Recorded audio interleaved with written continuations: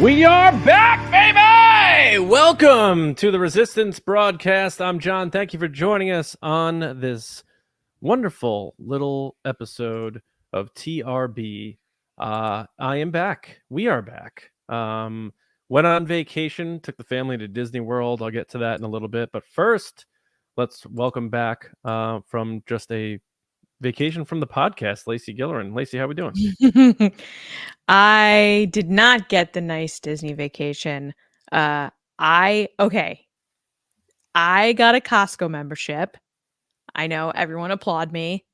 And I made, I'm not kidding, like 5.75 pounds of beef and 5.5 pounds of chicken. So I have enough food to like go probably 2 months.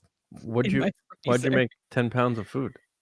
11 pounds because I'm just starting to budget better because, groceries are getting expensive. So I bought meat at a larger amount because it's cheaper once you get up a little bit. So I made meatballs, I made meatloaf, I made tacos, I made teriyaki chicken, home fried chicken, which is like home fried spice, salt and pepper chicken. Yeah. That's a lot. I'm like really proud of myself as my non-vacation. Please get into what you did, John. Yeah.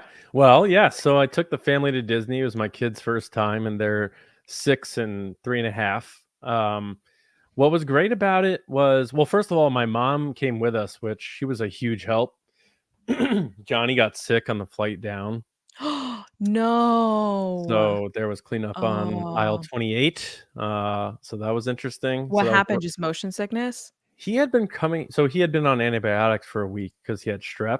So he wasn't contagious anymore, but antibiotics can make you, sick. Yeah. And that plus the plane ride, and away we went. So it was a rough start. It was the glitch in the mission for us, but other than that, it was smooth sailing. He got better. Everything was fine. But they had such a great time. And we went to Galaxy's Edge twice. Wow, twice. Yeah. So how were the crowds? The crowds weren't too bad because it wasn't a traditional school break or anything like that. So during the weekdays, it wasn't all that bad. It was still very crowded, but we navigated it pretty well. I mean, it's expensive if you want to do the lightning lanes and stuff like that, but we had the mentality of we're in Disney. It's going to be expensive no matter what. The area where we really did save money was we all brought water bottles into the park and just kept refilling them at the stations instead of paying $40 for a round of waters. Because we drank a lot of water. The kids were drinking water all week. My feet survived, so now I have a new approach for the upcoming celebration because, as we know, I became borderline feetless by the end of the last couple of celebrations. So that was good. But they had such a good time, and I think Johnny will remember it. Daisy, maybe she'll remember some photographs of it, but ultimately what they'll know is that they had this amazing time, and then I got to see them have this amazing time. Yeah. So it was great. Johnny was blown away by seeing the Falcon in person. They met Chewie at the launch bay. That was great. So all in all, just a wonderful trip. And there was definitely something I noticed. I don't know. I almost want to save it for when we talk about the Hollywood Reporter article. Sure. In terms of really stepping outside of what everyone thinks is the noise in fandom and what really exists when it comes to the wider scope of fandom when you're at those parks and in those rides and talking to fellow fans and families and that sort of thing. So I'll get to that in a little bit. I'm glad I remembered. A billion people reminded me, so thank you. Did you laugh at my okay? I did. I was like, okay. You were like, remind me. And I was like, okay. I thought you were just going to give me the thumbs up emoji, which I hate, but you did the okay. I do hate that. Yeah. Well, I'm so glad you had such a good time. I loved seeing your updates with the fam and your beer. I was like, of course, John's making it his own trip. Look at that. And I am such a proud prepper that you are giving hot tips of bringing a water bottle to the parks. I'm so proud of you. Yeah, and I bought these like custom athletic socks for my flat feet and all that stuff. But I told you socks make the difference, man. And I do want to give a quick subtle shout out to Neil Shaw because He knows a lot of people at Disney, and he really helped us out a lot to make it an even more special trip. So shout out to He's one of the Neil good for reaching out and helping us make it an even cooler time at Disney World. Appreciate it, buddy. But yeah, we had a wonderful time. I look forward to going back with the family. Still haven't looked at my credit card statement. That will wait a few more days, Don't and do it. then we'll go from there. But the last thing is, as we speak right now, the Yankees are playing, so I'm wearing the Yankees hat tonight. And I'm still podcasting because I love all of you so much, and I love Star Wars, and I missed chatting with Lacey, so we had to get back on schedule here. Can I say something quick about sports? I might side eye the game a couple times, but anyway. Oh, it's okay. So one of the funniest things that's been happening, I would say for the past 3 to 4 years, is every time we go visit family, specifically my in-laws, we leave with a tub of things. From like papers to clothing to stuffed animals, a tub. So of course we went down there recently for my mother-in-law's birthday, and we leave with a tub per usual. So we get home, Matt's unpacking this tub. He has these like vintage baby sports jackets, and there's a little baby Giants puffer jacket Oh wow! and a vintage Yankees jacket, like Holy, little kid Yankees jacket. And I was like, "These are adorable." And Matt was like, "I was gonna get rid of them." I was like, "Are you kidding me?" no, you can't So do that. I'm going, I think, to dress up Archie in the Giants jacket with a wife beater and a gold chain, and he's gonna be Gino. Who's Gino? He's a pizza place owner. That's Oh my! that's the story I came up with All right. from New York. Well, the And Giants aren't playing too bad, I so put a jacket on him. He was just like this. He was like, that's cute. Does it yeah. fit him, or is he just swimming in it like Tom Hanks in Big? It fits him pretty well. The Yankees jacket fits Daisy. It's like a 2T, 3T size. Ah, It's that's good. adorable. That's cute. But I Very thought of good. you because those are literally your 2 sports teams. Good finds. Absolutely. Yeah. Thankfully you recycled them, so to speak, and get rid of them. Mhm. But yeah, before we get into everything, I know we have some super chats to get to. The TRB base is global, and part of that is the Southeast United States. We have a lot of friends, whether they're part of our Discord or just listeners. They're down there, and they were dealing with the hurricanes, especially Wilton and Milton, right? Was it Milton? The name of the hurricane? Milton. Yeah. Here in the Northeast, we call it Milton. We don't say the T, Yeah. but it is Milton. So I know a lot of them checked in. We reached out to a lot of them. But of course, keep us posted on how you're recovering, and hopefully everyone's okay, first and foremost, which from what we've heard from our people anyway, they are. But we're obviously thinking of you. We're here for you, and you know And how the to people find from us. So Helene too, which, yeah, oh my gosh, back to back. yeah. So bad. Yeah. So we're thinking of you, Mhm. and we're here, obviously, in any way you need us. So just don't hesitate to reach out. That's what this community is all about. Didn't mean to rhyme, but away we go. But yeah, so Lacey, why don't we get to, I mean, if there are any questions, obviously we save them for Ask the Resistance, because we are doing Ask the Resistance later in the show. So if you have a Yeah. Star Wars question you've been sitting on for a couple of weeks, some of these new stories we're going to talk about, pop it in the chat with the hashtag Ask the Resistance. But super chats are available. I see some already came in. If you want your comment read on the show at any point in time, but of course, if you want your question guaranteed on the show, use the super chats. But we should be able to get to a lot of their questions, hopefully. But we have some cool stories to get into too. But I don't know if you wanted to navigate through some of the non-question based super chats, if there are any.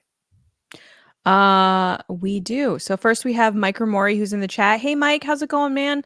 He said, "Thank you to everyone in the TRB community for reaching out during the storm. I love this community that John and Lacey have built, and it means a lot to me. You mean a lot to us. Thank you so much for supporting us, and we're Thanks, so buddy. happy you guys are okay." And yeah, it made me feel really good scrolling through our Discord, being like, "Do you guys need anything? What do you need? Do you need me to check in? Do you want to come Yeah. here?" Like, it was And just so Mike was kind. like one of those on-site weathermen, because I saw some of his Instagram stories of him being like, "I'm outside of my pool and it's coming down," and I'm just like, "Dude, get inside!" Yeah, thank you for the super chat. And of course, it wouldn't be a live show without Freezy2324. What up, man? He said TRB Obi-Wan season 2 featuring Maul would be sick. I don't think you said it like that, but I'm reading it that way. Sorry, Freezy. would be sick. Would be sick. Yeah, Yes, we kind of agree, I think. we'll talk about it. We will. Let's talk about it. All right, let's get into the Resistance report.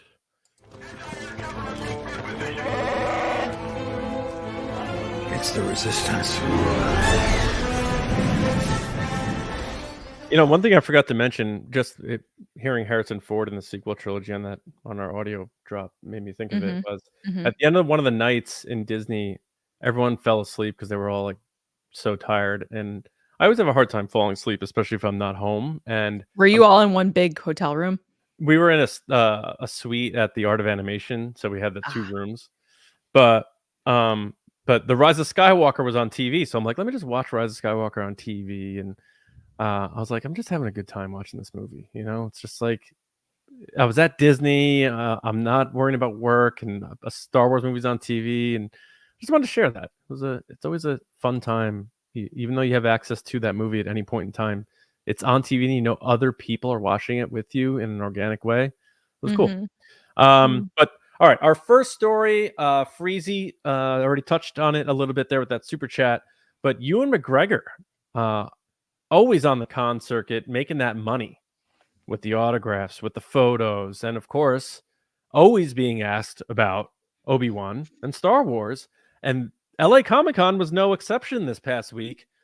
So he spoke about that, specifically about where could they go to do more Obi-Wan with him.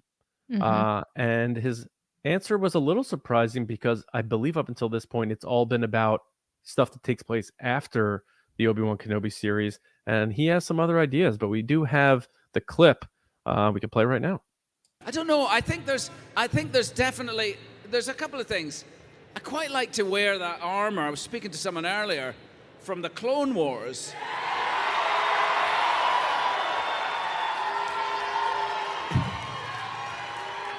I think that would be something that I'd enjoy. But I was figuring out with someone in the autograph queue today that would mean I'd have to be young. You know, I'd have to be younger. But they can do. No. I'm good. This is a very popular choice. Maybe I just trim the beard a bit or something. Yeah, we'll be fine. Otherwise, it's like having it's the de-aging. It's the dots on your face for 3 months, you know? But I'll do it. I don't care. I think... Yeah. And that way, Hayden and I can really get back together again.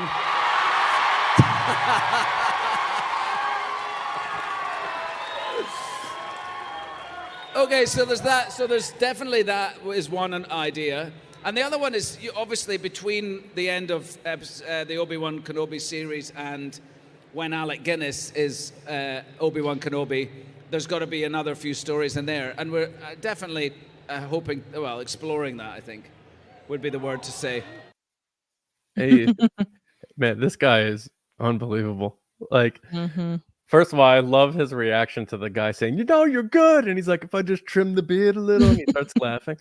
But man, he is looking for a lot of Obi-Wan. He's looking back. He's looking forward. Get paid, Ewan. Yeah, Lacey. So what'd you think of his answer here? And did anything he said ring out to you as, oh, maybe they could do that?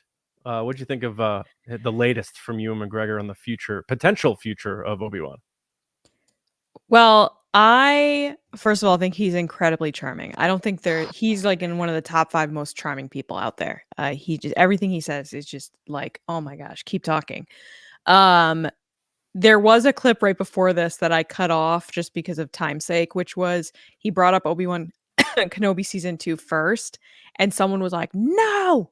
And he was like, this one guy, like, are you okay? Like, he kind of called him out, which I love about Ewan McGregor. Like, he's not afraid to get into it with fans and like have some fun and joke about it and remind people that it's like not that serious. But at the same time, I think he is serious that he wants to keep playing Ewan McGregor. Oh my God. Obi-Wan Kenobi. He wants to be this character, stay in this character, see the legacy grow, play, pay respects to Alec Guinness. He always brings up Alec Guinness no matter what interview he does. The Clone Wars stuff does interest me. reason because we just are coming off of Ahsoka, and I wasn't the biggest Clone Wars fan. I will straight up admit that. But watching Hayden with young Ahsoka in the Ahsoka series, I was like, okay, I'm on board for that. I'd watch a show about that. And then the idea that we could potentially see Obi-Wan also speaking to and engaging with a live action young Ahsoka is awesome to me. And I would be fully on board. As for the Obi-Wan Kenobi one, oh my God, Obi-Wan Kenobi season 2, I don't know how I feel about that only because we've kind of gone into detail or thought about how that series could take place, and it starts to muddy the timeline. It starts to muddy A New Hope. Now, is that to say that I'm against it? No, I'm always for more Star Wars.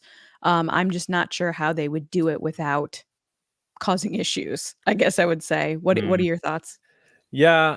So initially with the Clone Wars thing, I'm like, no, enough. Like, because it's 3 years in the Star Wars timeline, and they already did a movie, and they did 7 seasons of an animated show, full animated seasons to cover 3 years in the timeline. Now imagine them coming out with a movie and 7 seasons of things that happened between A New Hope and The Empire Strikes Back, which is also a 3-year gap. And you'd be like, "Holy cow, that is a lot." So my initial reaction is like, I think like Clone Wars is the most saturated for the pocket of time it is, the most 100%. content saturated era at this point. Mhm. So I don't think it needs more. But the only thing I thought of was if they're going to do it, it would be very expensive because you would have to de-age all the actors for the whole movie. And I spoke to our friend Yoshi Vu, who's now getting into acting himself, actually.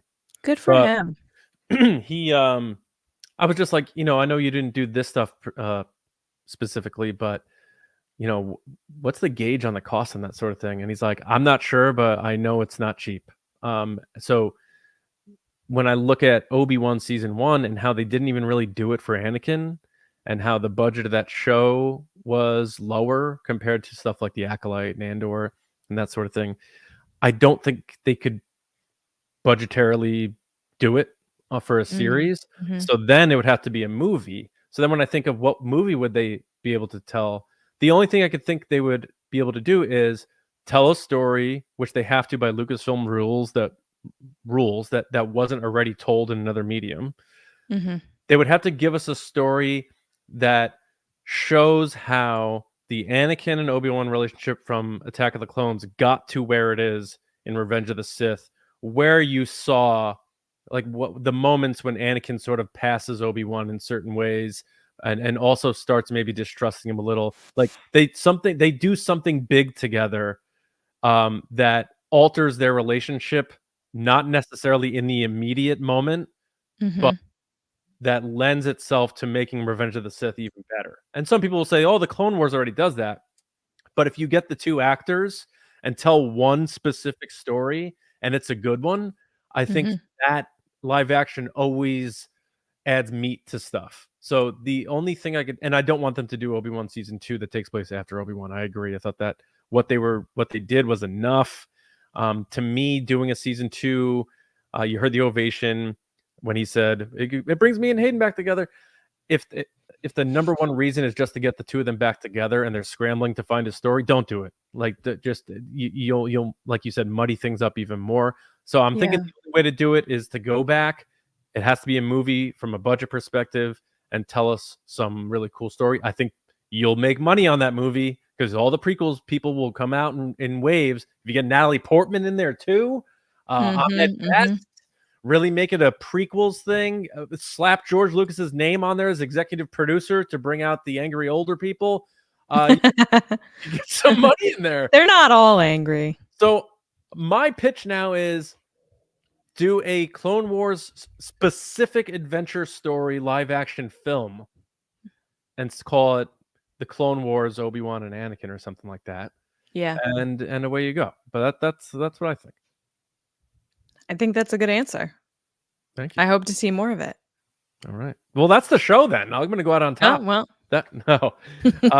We do have more stories to get into, including this next. I don't want to say big one because it's a lot of narrative that's been going around for a while, but the Hollywood Reporter did this collective op-ed, so to speak, assessing 12 years of Disney owning Lucasfilm, specifically Star Wars. And there was a lot of angles that they talked about, whether it was the lack of cohesion of the sequel trilogy, boring. We've all talked about that. The overall review and assessment of the films that they put out, the TV shows, how Mando just really kicked Disney Plus off into high gear, some of the stumbles, all that stuff we all know. Took some shots at Solo, actually, unfair shots at Solo, saying that Solo still hasn't received a good reputation since its release. I don't know where they've been. Where have they been since 2019? Because it didn't trend globally 3 years in a row for it to not have the recognition it deserves. There were a couple comments in here that were really weird, but I do have to give a little bit of a high five to the writer. Excuse me, that their tagline, their title and tagline, where they said, "Is Disney bad at Star Wars? An analysis." At 10. But then they said, "High budget scrap projects, fan backlash. It's been 12 years since Disney bought Star Wars, and it's a galaxy far, far away, arguably. Oh, and its galaxy far, far away arguably has too many broken toys." That's very dramatic. I know, that's how I read it. Darth Vader making his entrance with his steam. I have to say, John, I know you were in Disney enjoying time with your family and taking adorable photos. This was hot in fandom and online. People were screen capping it, sharing it, arguing about it. Yes, because there are bits and pieces in here, I think, that play to both sides of arguments and fandom, that people are like, "See, I told you," like confirmation bias type stuff. But I would love to hear what you thought because you've been away. So the parts that spoke to me the most, because like a lot of the stuff I summarized has been beaten to death, and it wasn't anything necessarily new. It was just someone rehashing, their take on all of it. Yeah. The JJ Ryan Johnson, they didn't know what they were doing and stuff. It's like, I'm so tired of that. Like, we all have heard it. We all have our thoughts on it. Like I said, I was laying in my hotel bed watching The Rise of Skywalker after a day at Disney, and I had a wonderful time. So, and it's like that movie like ruined people's lives. It's like, whatever. But the part where they're talking about the money that they're making with all the merch, and I know you had been talking about that for a little while now, about the amount of lightsaber revenue that they're taking in, and you don't need to necessarily make new movies to sell lightsabers. Lightsabers are a timeless, awesome thing that I think, in an underrated way, really set Star Wars apart from everything else. Like, we can talk about Joseph Campbell and Kurosawa and the themes and the coming of age and the hero's journey, but lightsabers are the coolest thing to ever be made in a movie, in my opinion. I would agree with that. Even non-Star Wars fans like lightsabers. You get to make your own at Galaxy's Edge. You could buy the legacy ones, and they're making tons of money on that. And it led to sort of my observation being at Galaxy's Edge, which was, and it made me a little nervous, like, is making new Star Wars stories a top priority for Disney, or is it making sure the classic stuff is being embraced by new generations? And being on like the Rise of the Resistance, I had such a fun time in that ride. My son rode it once, but he didn't want to go on the second time because he was too scared. And he's 6. So I was so bummed about that. But I'm not going to force him on the ride. So I guess my point there is, there was me, my daughter went on it the second time. She's fearless. And then there's another family in the second row behind us. And they were only really talking during like the humorous, funny parts where like BB-8 comes out, or like, something falters and Finn's like, no, up, not down. But no, not many other reactions to the serious, dark stuff. And I pair that with looking around the park, and I didn't see any T-shirts of the Acolyte or anything like that. I saw a lot of classic stuff. A lot of the meet and greets were classic characters. It was Chewbacca and Darth Vader, and there was BB-8, but there wasn't a line for BB-8. I think families who love Star Wars in the general sense of fandom are passing on the classic stuff to their kids, and Disney's starting to realize that. And I think that's great because I'm doing that too. But I'm a little worried that because of the amount of money Disney sees that they're making without necessarily needing to tell these new stories, I don't know that new Star Wars movies or shows, while they are a priority because you want to keep the franchise fresh, is a top priority for Star Wars because it is this nostalgic legacy franchise that's 50 years old, whereas Marvel started 15 years ago from a cinema perspective. They're still in its infancy in a weird way. Like Endgame was its new hope, its big giant box office change the world moment. Star Wars had that 50 years ago. So it is different, and I just wonder if they're not as concerned about the legacy of new stuff that they're going to be making, and it's more of sustaining fans and living off of the money they're making in the parks and with the merch and lightsabers and all that sort of stuff, because they're making a ton of money with that stuff. Yeah, I think you can't ignore the fact that Disney's number one moneymaker are the parks. Everybody knows that. It's kind of their bread and butter. It's what constantly generates money for the company, and anything that gives back to the parks or contributes to making more money in the parks, they're going to do it. So, making the Star Wars land or Galaxy's Edge was just a smart move. And they've sold 1.2 million lightsabers there at like $200 a pop. So they're making money in these parks. So I would not be surprised if that's where their focus is. I think that there is somewhat of a disconnect between the people that are making the decisions for Star Wars and what fans want and casual fans want. There's such a disconnect because I don't think a diehard fan is going to want the same thing that a mom that's bringing her two kids to Galaxy's Edge wants to see as well. They want to meet Darth Vader. They want to see Chewbacca. They want to see Grogu or Baby Yoda. They don't want to see random character from this book this one time that popped up and said a line that you want to see in real life. And I think that that's also contributing to kind of not, I wouldn't say backlash because that word has been thrown around in this article and then also all over the place. It's not translating to views of shows like The Acolyte. And I think Disney tried to do a little bit of push there with the whole Chewbacca Kalnaka thing where they're like, look, it's Chewie and it's not Chewie. It's confusing. And I don't think people want to follow all the threads of Star Wars. They just want what they like. So this article was just amusing to me because it's all the stuff that amazingly we've been talking about for 7 years now in one big long article. And you're like, yep, we talked about this. Yes, we did an episode about this. Yes, we talked about this. But people in fandom are like, see what I said. This is what I've been saying. Disney doesn't have a plan. And I'm going to be honest, I don't think Disney does have a plan right now. I think they're just constantly pivoting. And people need to remember that we've been going through these like historical once in a lifetime events from like COVID to now, that these companies are humans that are running it. And I'm not saying that the customer isn't right.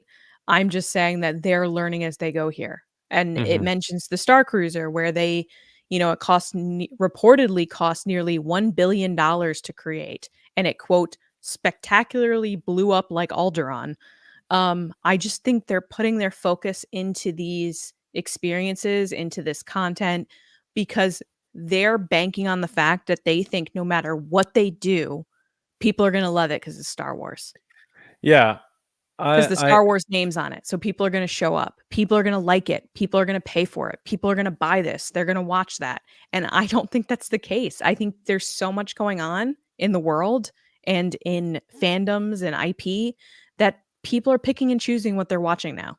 And Disney needs to realize that Star Wars can't carry whatever they want people to watch and do.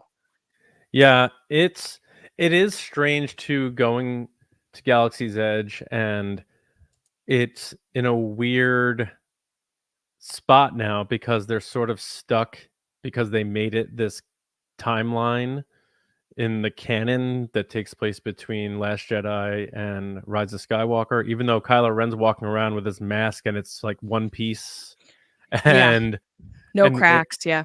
Mando's there, but he's not allowed in the area where Kylo Ren is because that's a different timeline. It's just like, just make the part like it. We know it's like pro wrestling where you see a pro wrestler out of his makeup at a bar and you're like, hey, you're not really dead, and it's just like, we know it's a story. Like, it doesn't have to be canon.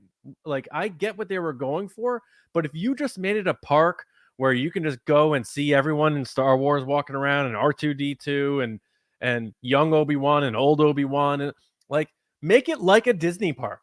Like, let me see Mickey walking around and let me see, it's the same type of thing. People just want to experience Star Wars, I think, as opposed to like if the Galactic Star Cruiser had Darth Vader and all the classic characters in it and Princess Leia and Yeah. you could recreate a scene from the original movies or something, I think more people would have gone, as opposed to like, your main character is this Rhodian and she sings and then we're going to do a hoedown and stuff. Now, we've had episodes where we talked about it, so I don't want to get back into it. But They're like taking themselves too seriously, honestly, and they're throwing too much emphasis on fans that take things too seriously.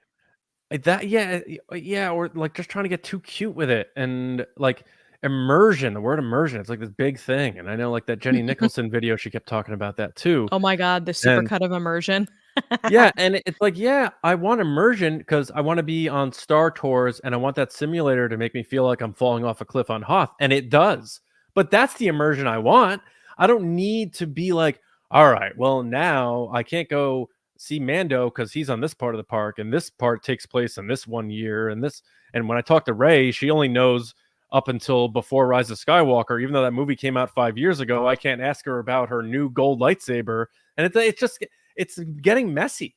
They got to reset the whole thing. The park is gorgeous. I love it. Had another Ronto wrap. We had dinner did you? there. I was gonna Yeah. say, did you have a Ronto I wrap? didn't get, not the breakfast one. I had the other one. Ah. But Kathleen loved that. My mom had a great time with that. The kids loved eating there. Johnny's taking pictures by the Falcon. Daisy going on the rides. Johnny piloted the Falcon better than I ever did. It was an awesome experience. And at no point were they thinking about like, oh, when is this in the story? My son was just like, that's the Millennium Falcon. That's the actual ship. Where's Chewie? I'm like, we'll see him later. We're gonna go see him later. So it's like, that was my takeaway, was seeing all these other families like mine.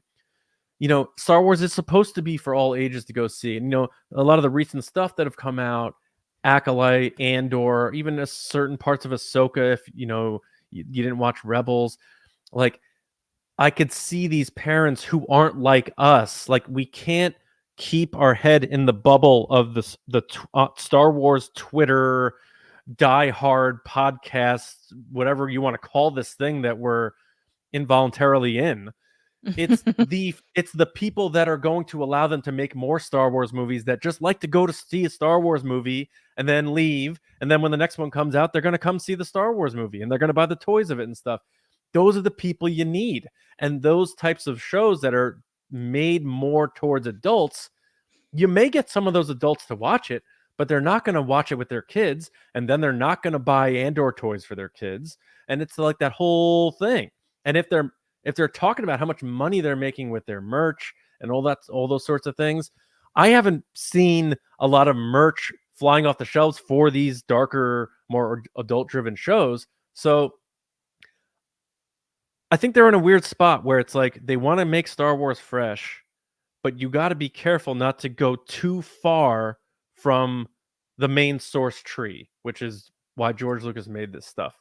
And this may sound redundant because I feel like I've said this a lot on this podcast, but one thing, I read one review of our podcast not that long ago, and someone said, you guys do a really great job of giving a voice to the general fans out there too.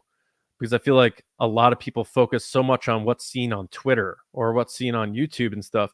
These families aren't watching YouTube videos of what jackasses think about The Acolyte. They're not going on Twitter to see how many likes someone had because they like Manny Jacinto's biceps. They are gonna go see. Lucasfilm has a through line to these people. There isn't some magical wall up of bad YouTubers and Twitter and stuff that's blocking Lucasfilm's access to the general audience. Change the marketing game, reach the normal, regular, everyday, middle-class families out there who want to go see a good Star Wars movie and market to those people, and that's your through line. You have a direct connection to these people. That stuff, they have to go find that stuff. We see it all the time because we're crazy and we're on this stuff all the time. I know it. I know these people's names. I know all this stuff.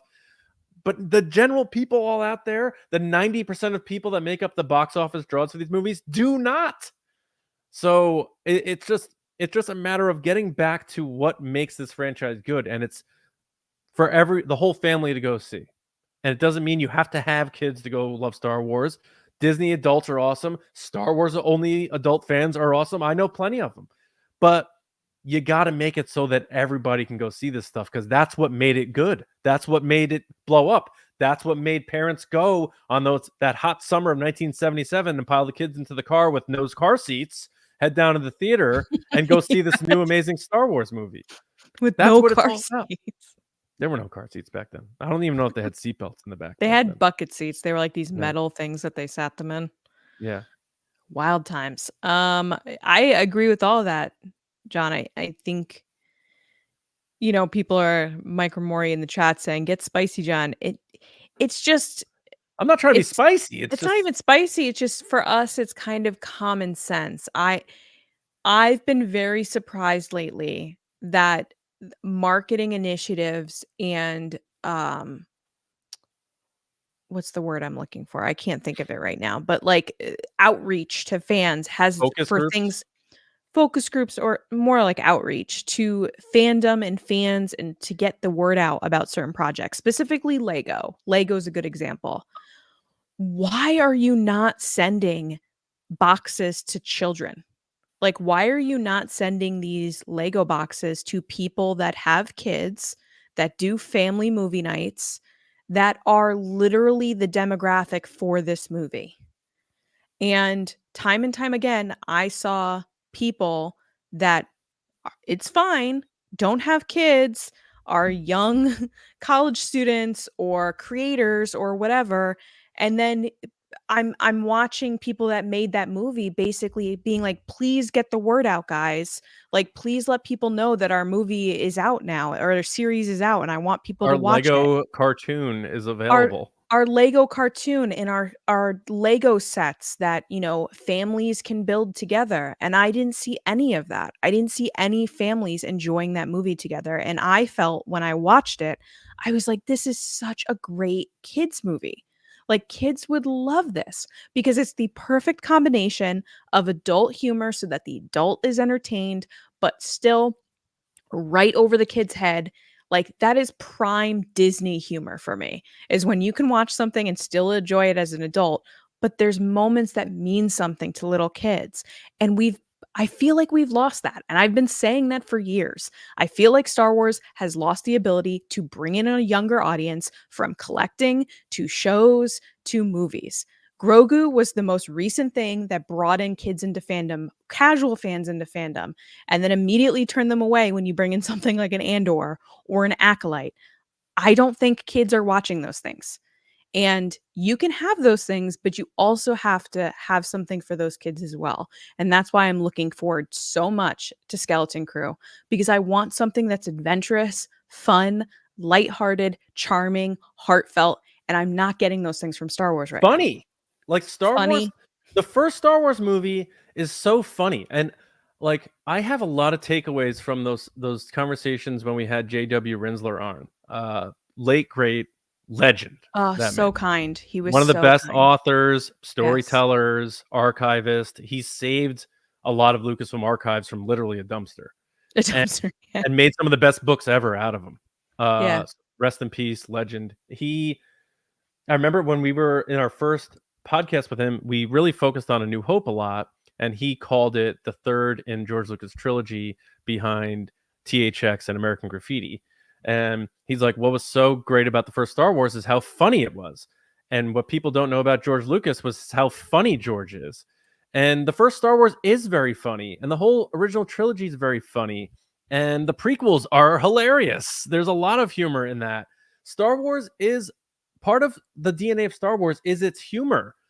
You know, sci-fi before Star Wars, no one needs this lesson, but it was bleak.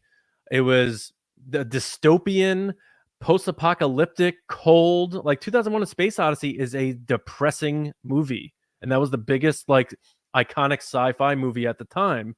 And then George Lucas brings this Wild West cowboy, endearing, funny, emotional, familial story to space, and away we go. And now you've had all these things, Guardians of the Galaxy and all this stuff that feel very much like a Star Wars.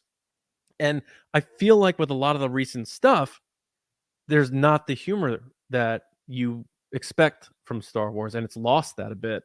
I know there's been some attempts in the Acolyte. There were a couple that tried to have some funny moments. I didn't find the show funny. I would assume the Hardest of Defenders wouldn't say the Acolyte was funny. Andor, of course, not going to be all that funny. Ahsoka, some here and there. Like Ahsoka found herself again at the end. It became more bubbly and fun. That was inspiring. I liked that. Yeah, love that. But the humor in Star Wars is such an important thing. That's why I think with Skeleton Crew, we may get back to that. I think sometimes it's starting to take itself a little too seriously, like you said.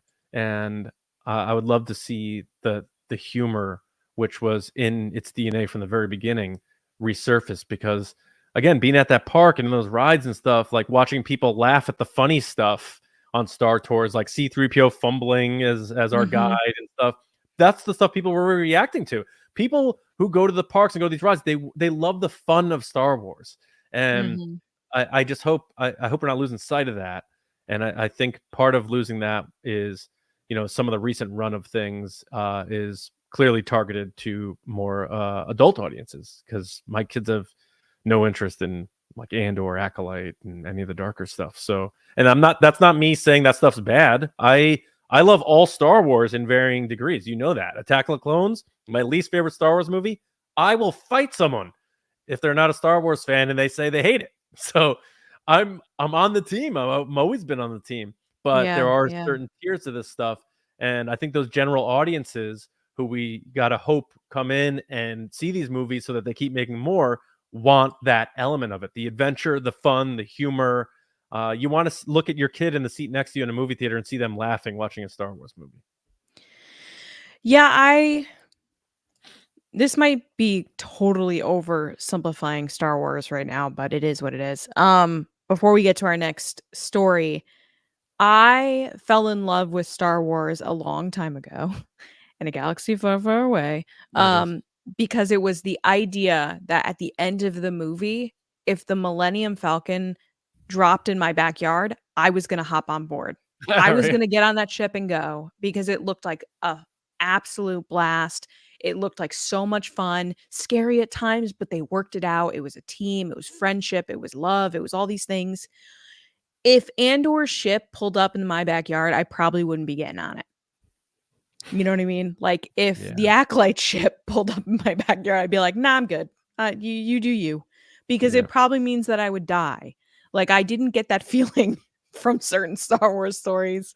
And again, that's oversimplifying completely my feelings of Star Wars, but I just want to leave these shows and movies, books, what have you, feeling inspired, feeling like my imagination is taking flight. Like I want to grab my action figures and, you know, play like I did when I was little. Like I want that feeling again.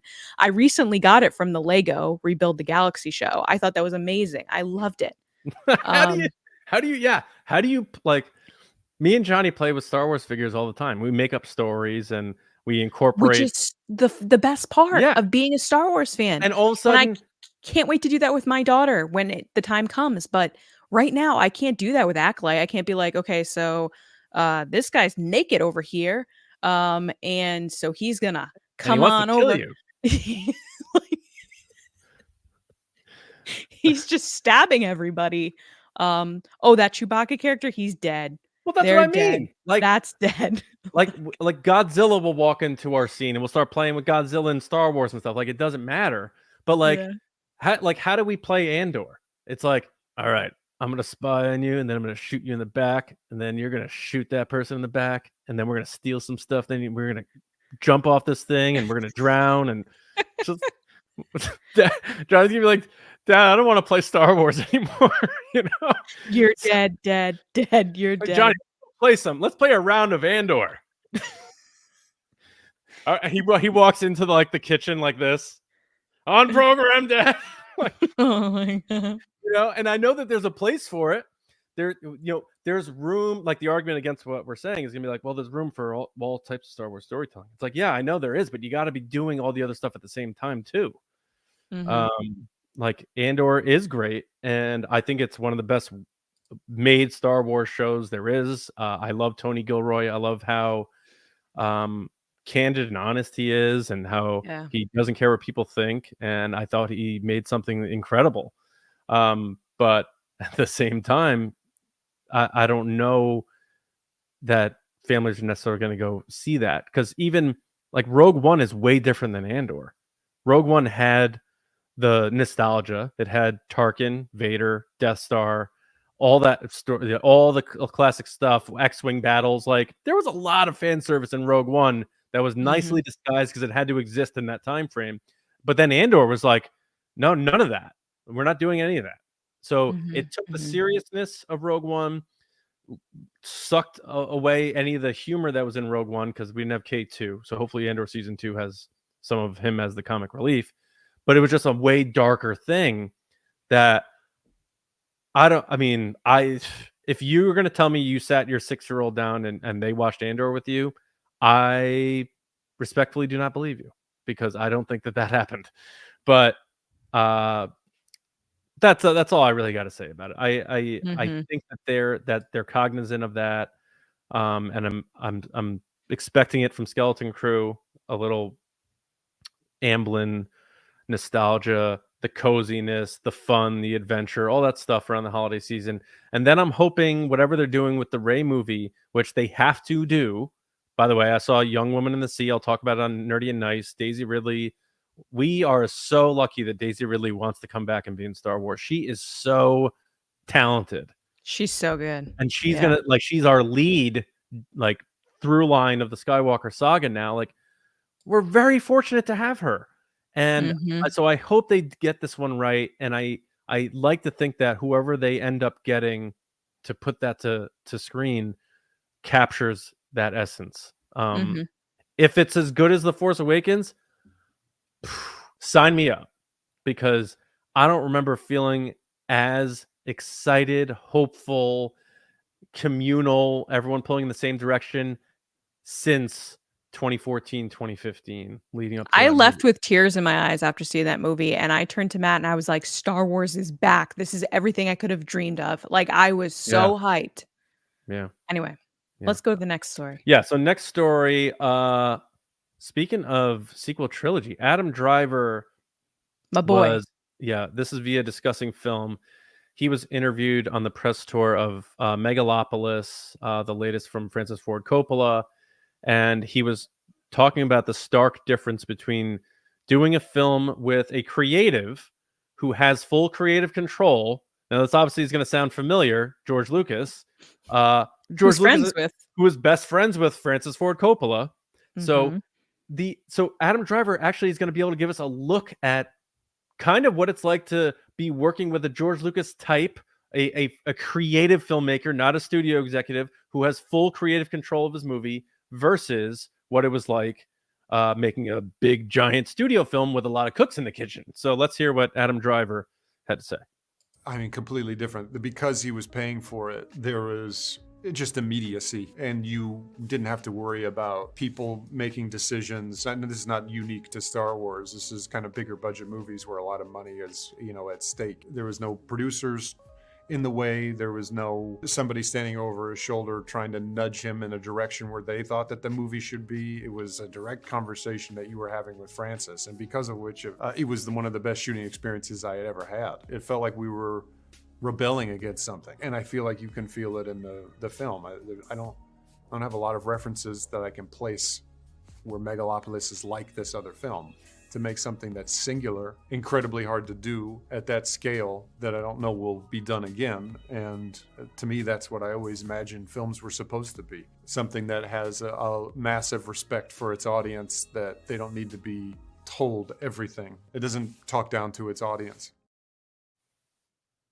God, I miss him. I miss Adam Driver. Well, I'll tell you, he's a megaflopolis or two away from Oh, asking Lucasfilm if reincarnation is canon. stop. I He's look, good Adam in Driver. everything he does. He's He good is in he everything. is one of the most talented actors out there, but his choices are very interesting. I think he likes things that are challenging, things that are I different. agree. He's looking at all the projects that are probably offered in front of him, and he's I going, agree. I want to do the craziest things that are going to let me do I agree. interesting things. So what do you think of his statements here, and what it made you think about? Was he clearly was asked about Star Wars, because he said it's not just Star Wars. It's all these big, so we're not Yeah. picking on Star Wars here. It's all big studio stuff. What'd you take away from Adam Driver? You say that, and I think he's being kind in his answer, but I don't think you can discredit the fact that the biggest movie he's ever done is Star Wars. And the studio influence and situations that he's been in are related to Star Wars. So I can't help but think that over the course of the sequel trilogy, and we were hearing about this while we were covering it here on the podcast as it was happening with production, that more and more people were getting involved. We've talked to people here on the podcast, including Kyle from Fanboys, about how studios get involved, and they always have a say, and you kind of pick your battles with them because they have to, support your movie, give you distribution, um a budget for your movie, give you proper funding. Like, there's basically this dance you do with studio and creatives, which goes back to, like you said, John, George Lucas and his whole thing of with the prequels of like, I'm funding this, I'm doing what I want to do, and whether you like the prequels or not, like, that's George's vision, and I applaud that. This is very similar to what he's saying to Megalopolis. Well, why did they pick that name, by the way? Anyway, Because Francis Ford Coppola will do whatever he wants. he can. It's just a weird. It's a lot in the mouth. I don't know. I just said that. Anyway, It's just a lot in the mouth. it's a lot. Anyway, Toronto rap. you literally are just talking about wiener shaped foods.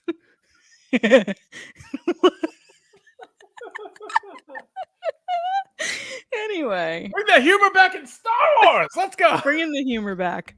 Immature humor. No, but I know you thought I thought of this when Adam said this. Break that sentence down. And I know you were right, which is I immediately thought of Michelle Rejwan when he was talking about this. And hey, he probably wasn't thinking about her. It probably had nothing. But man, did I drill into that memory, because that is like such a solid moment in my kind of fan experience with The Rise of Skywalker. I loved the Legacy of the Skywalkers documentary. We've talked about this. We did a live commentary about it. It's a beautiful film. We talked to Eunice Huthart after we watched that. It was such a crazy core experience for me as a Star Wars fan, meeting her, talking to Oh my her. God, yeah. One of the best episodes, if not my favorite episode ever of TRB. So go back and listen to it.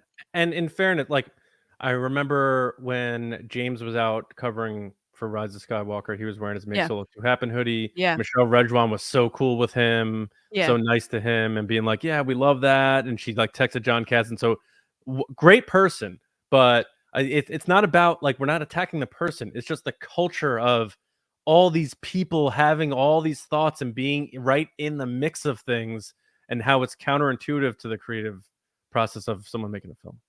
I'm gonna attack her a little bit. I'm gonna attack her a little bit, Sean.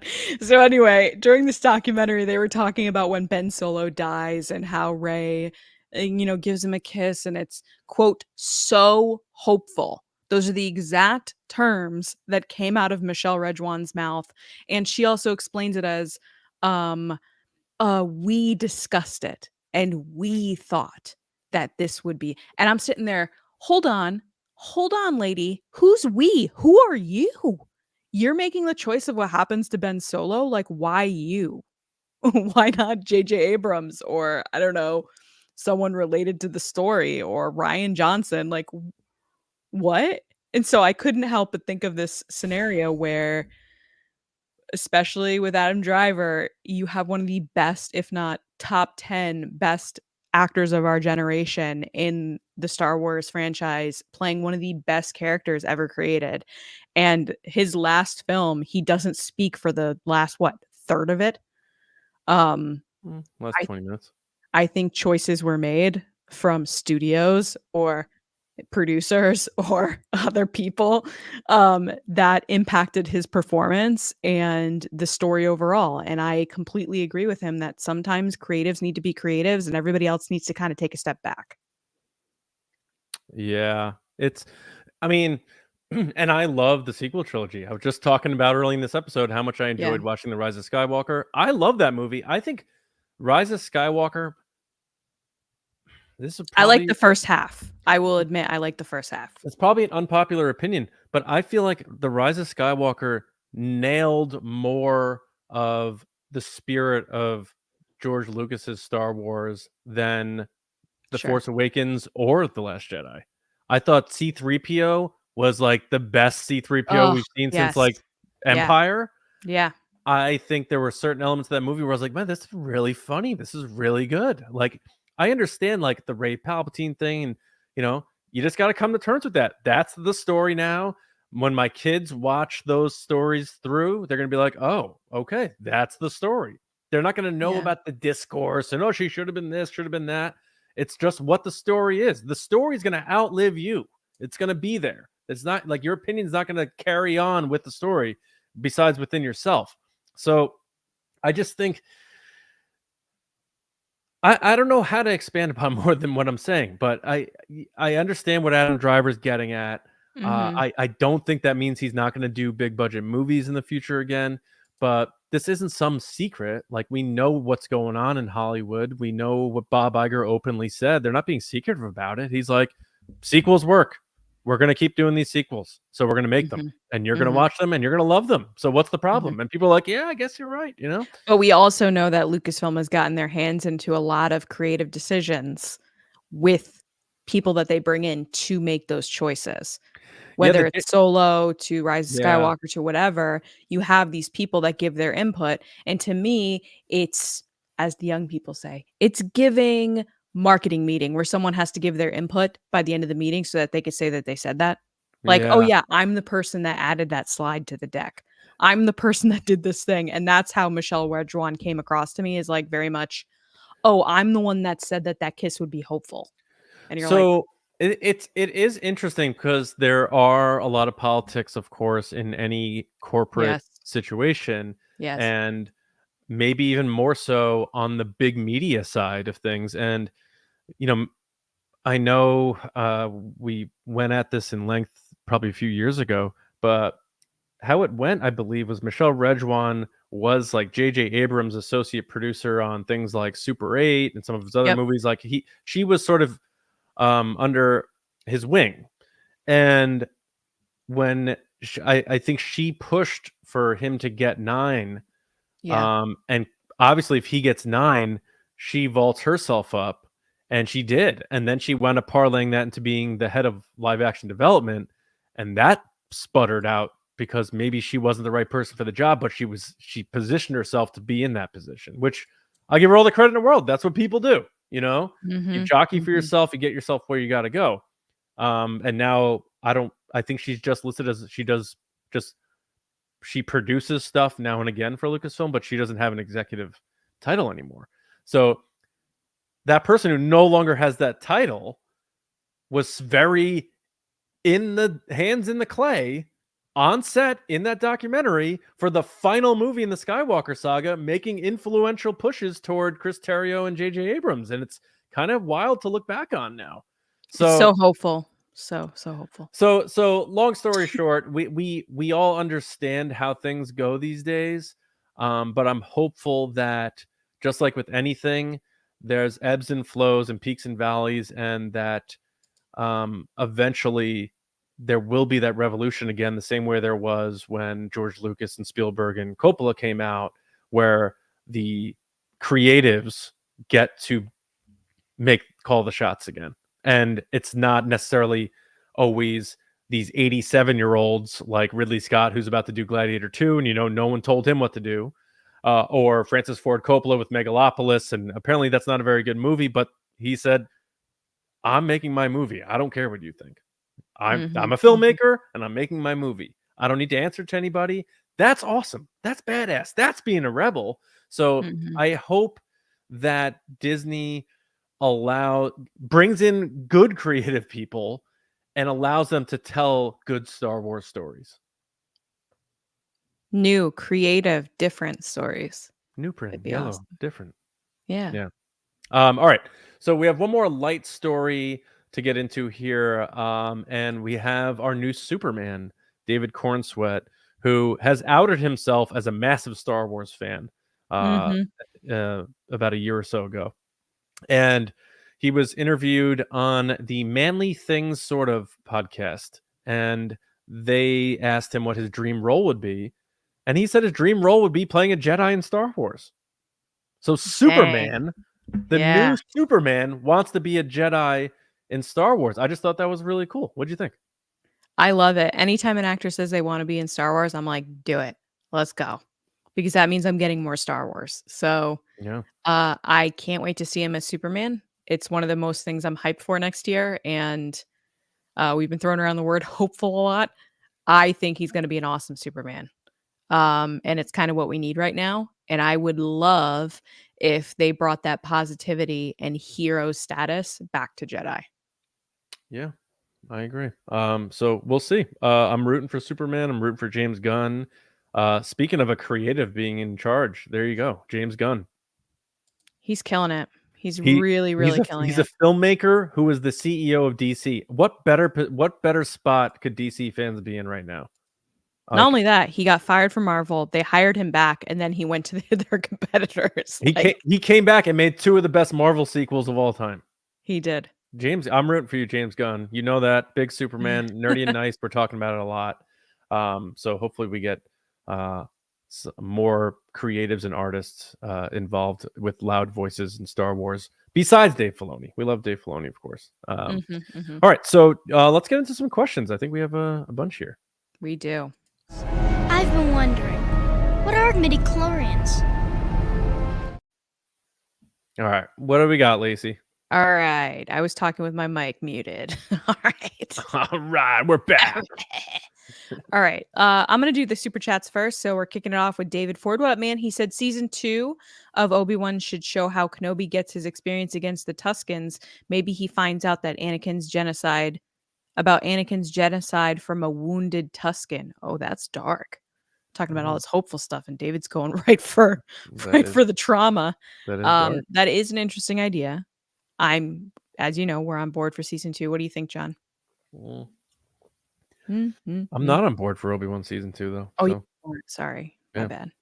But thank you for the super chat. Much appreciated.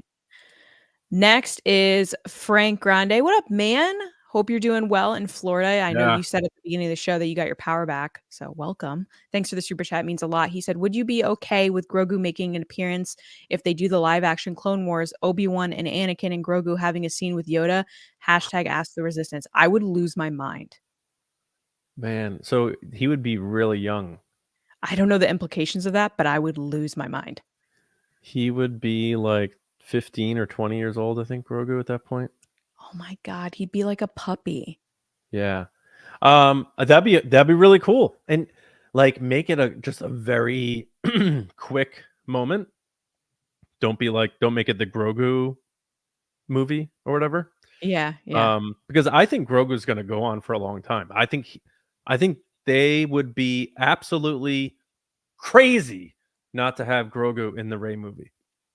So yeah, I think he's going to be around for a while beyond Din Djarin. because I think Pedro Pascal's on fumes with Star Wars. It seems anyway.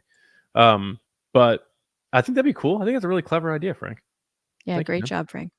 Next is Sneaky Zebra. What up, Gary? Yo, what up?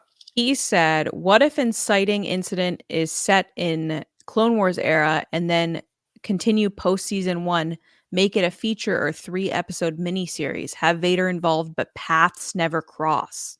I think this is more for you, John. What if inciting incident is set in the Clone Wars era and then continues post season 1, make it a feature or 3 mini episodes, have Vader involved, paths never cross? Yeah, that's what I thought they were gonna do in Obi-Wan season 1, which is like they sort of just miss each other, like one of those things. Then they were like, "No, they're gonna fight, and they're gonna fight hard, like twice." And it was very cool. No, that's a good idea. That's like Godfather 2 sort of thing. Like you do the flashback, and then how that implicates things that happen after. Clever. I like. Well, Gary makes movies, so I like that, He Gary. does. He's very Thanks, good at buddy. what he does. Thanks, man. Next up is our buddy, Will of the Forest. What up, man? How's it going? Thanks for the super chat. He said, "I love getting Star Wars content at the rate we do, but would a break in new TV films be beneficial? Might force fans to look to sequels, content, etc. for that Star Wars fix. Hope you're doing well, gang. We hope you're well." Yeah, you too, buddy. Thank you very much. I really appreciate it. Yeah, We got to have him back on. He was a good time. he was a good time. Yeah, I think with movies they might do that. Because I'm not sure out of what's been announced is actually going to be made. We talked about it 2 weeks ago. We sort of ran through, what had been announced and what sounds like it might be on the outs, like Taika and that sort of thing.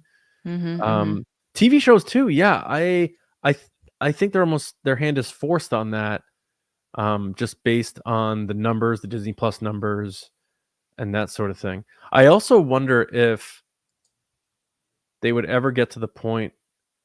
They might shoot themselves in the foot with this, but if they feel like they're not gaining on subs for Disney Plus, if they license out some of these shows, like Willow's not like Would you really?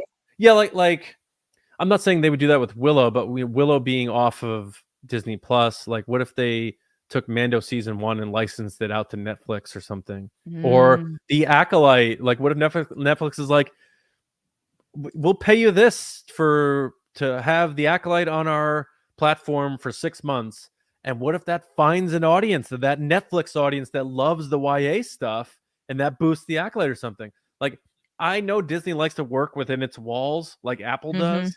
Only our charger for our phone.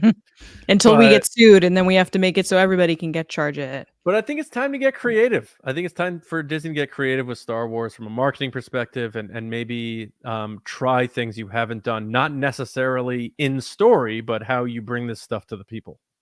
Yeah, I agree. We have another super chat from Will. Will of the Force. Thanks, man.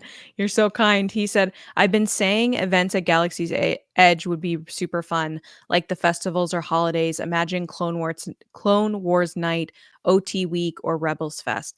I love this. One of the biggest complaints that I have about Galaxy's Edge is that when it was originally pitched, they were supposed to have roaming droids, different alien characters, like immersive experience, as we said earlier. They were going to have the Rey Kylo fight every day where they're battling up on top and all this other stuff. And they cut it all. Chapek cut all of it. And then they put in the Star Cruiser, but then somehow it didn't come back. And then they had the X-Wing drones that fly over the park like X-Wings. That were so cool. They stopped doing those too because I guess they were too loud, or like they still do the sounds of ships flying overhead. Right, but they had drones that were like cool. actual models of X-Wings, early on.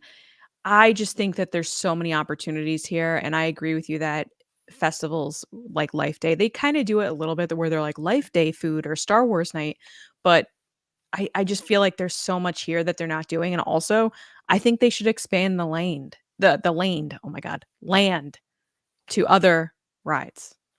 Imagine like, they do show times at Disney, like the Lion King show at Animal Kingdom and stuff like that. Imagine like Thursday, 6 p.m. Galaxy's Edge main courtyard outside the Falcon. Come watch Darth Maul duel Obi-Wan.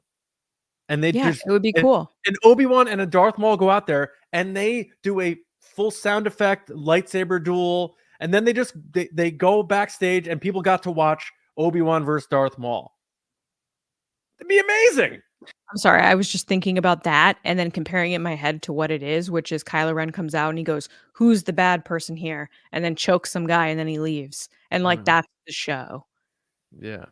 Yeah. It's because I don't know. Galaxy's Edge it's there. It's a shot. great. It looks amazing. Everything is so well done. So I'm applauding all of that. But don't handcuff yourself with this. It has to be in canon. We're part of the story thing. I don't care. Yeah. When I go to watch, like when I was a kid going to watch a wrestling show, I didn't want to be pulled out of the crowd and put in a sharpshooter. I wanted to watch you guys do it. Yeah. It's like, yeah. it's 4:00 on Saturday. Come watch Luke Skywalker versus Darth Vader in the pavilion at the like. I'm there. I will be there. I agree. Yeah. Thank you so much for the super chat. We really Thank you, buddy. appreciate it. Man, you got to come back. Maybe Skeleton Crew? Maybe. All right. Speaking John, of, what question do you want to do first? let's go to Michelle. Michelle Michelle said, asks, Yeah. do we have a name yet for the Skeleton Crew TRB live show? we do, Michelle. And that name is Galactic Goonies. There it is.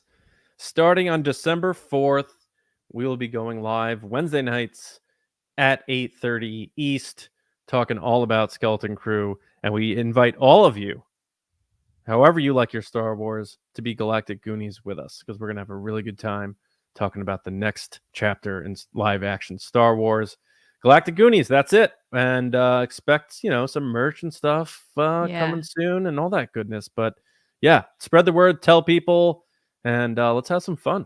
Coming up soon, 2 months, less than 2 months. Can't wait, because it means Christmas is coming. Yeah. All right, who's next? Let's go with Darth Snips. Hey, girl. As the Resistance, you get to create a ride or attraction at Disneyland to add to Star Wars Land. What are you adding, John? Oh, got to be pod racing. Pod racing is a good choice. I would love to see a speeder bike coaster where you have one side that's Empire and one side that's Rebels, and they like intertwine and they go through the woods. Like a coaster that like kind of like the Tron bike. Yeah, speeder, and it goes through the like Endor forest, and like you're almost hitting a tree and like stuff like that. That would be so that'd be cool. fun. Yeah, that's cool. Because I feel like sometime what? I was gonna say, I wonder what Darth Snips' pick would be. Oh, I thought you were saying me. I was like, I just gave you my answer. I was like, I just said what I would All right, do. what's your real answer, Lacey? But what I was gonna say is I feel like sometimes Disney really falls into the let's get you into a soundstage studio, some type of simulation thing with Star Wars, and it's like, why not give me a coaster? And I think that goes back to the same thing that we were talking just now is Star Wars. They're taking it too seriously to the point that they're like, it's not within the timeline. That would never happen. This would never work. And it's like, okay, but when you go to Harry Potter World, you're not on Hagrid's actual motorbike. Right. You're just on a roller coaster. Right. Anyway, okay. Last question is from Blue Jedi. What up, man? Thanks for being in the chat tonight. He asks, if you could recommend one Star Wars film show to someone who has never seen it before, what are you going for and why, John? I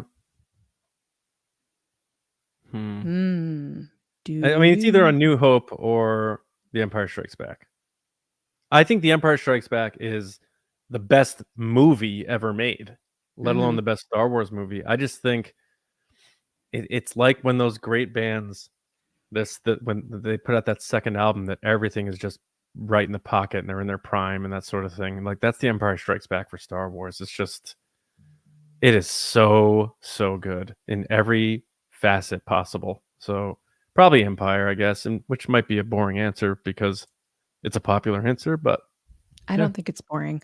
I would pick Return of the Jedi because the first 15 minutes of that movie is prime Star Wars, and I can't think of a better scene to show to someone to be like, this is it. Oh, That's the from the best action to the humor to the character development, to like the lore of Jedi, like the superhero aspect of it. It's perfect. There's It's like this not big one thing I would change. pirate ship adventure. It's such a It's like a mini cool. episode. Yeah. Yeah, it's so It's good. so good. So Yeah. that would be my answer. So thank you guys so much for your questions.